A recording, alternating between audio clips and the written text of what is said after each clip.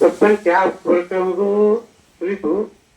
ಸತ್ಸಂಗ ಬರ್ಲಂದ್ರೆ ಏನಾಗ್ತಾವು, ನಾವು ಒಂದೇ ಒಂದ್ 2 ನಿಮಿಷ ಮಾತಾಡ್ಬಿಡ್ತೀವಿ. ಸತ್ಸಂಗ ಬರೋದ್ರಿಂದ ಹೇಳೋರು ನಿಮ್ದು ಏನಾಗ್ತದ ನೋಡ್ಬೇಡ್ರಿ, ಸತ್ಸಂಗ ಬರ್ತೀವಿ ಯಾವಾಗ.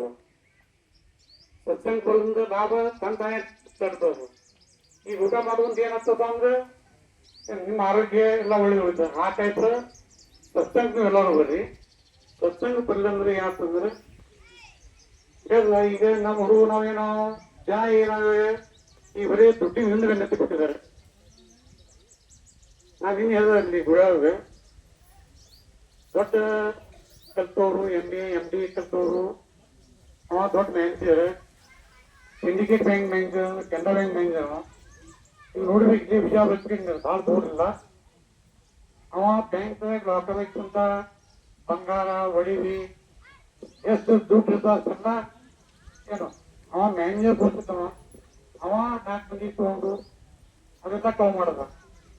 ಯಾಕೆ ಮಾಡೋದಂದ್ರೆ ಅವನಿಗೆ ಸತ್ಸಂಗದ ಅನುಭವ ಇರಂಗಿಲ್ಲ, ಇದರಿಂದ ನಾವು ಕವ್ ಮಾಡಿರ್ತೀವ.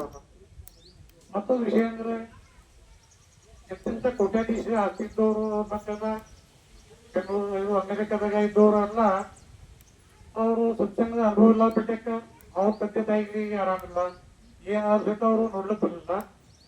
ಅವ್ರ ಮಕ್ಕಳಿಗೆ ಫೋನ್ ಮಾಡಿ ಹೇಳಿದೆ ಅಂದ್ರೆ ಅವರು ನಮಗೆ ಏನೇನು ಅವಶ್ಯಕತೆ ಇಲ್ಲ ಅವ್ರಿಗೂ, ನೀವು ಅದು ಆಸ್ತಿ ನಮಗೆ ಬೇಕಾಗಿಲ್ಲ, ನೀವು ಅದು ಆಸ್ತಿ ಎಲ್ಲ ನೀವು ಅನಾಥ ಕೊಡಿ, ಯಾರು ಬೇಕಾದ್ರೂ ಕೊಡಿ ತಗೋರಿ, ನಾವು ನಮ್ಮ ತಂದೆ ತಾಯಿಗೆ ಇದಕ್ಕೆ ಮಾಡುತ್ತಿದ್ದ ನಾವು ಬರ್ಲಿಕ್ಕೆ ತಯಾರಿಲ್ಲ ಅಂದ್ರೆ ಸತ್ಸಂಗ ಬರುತ್ತೆ.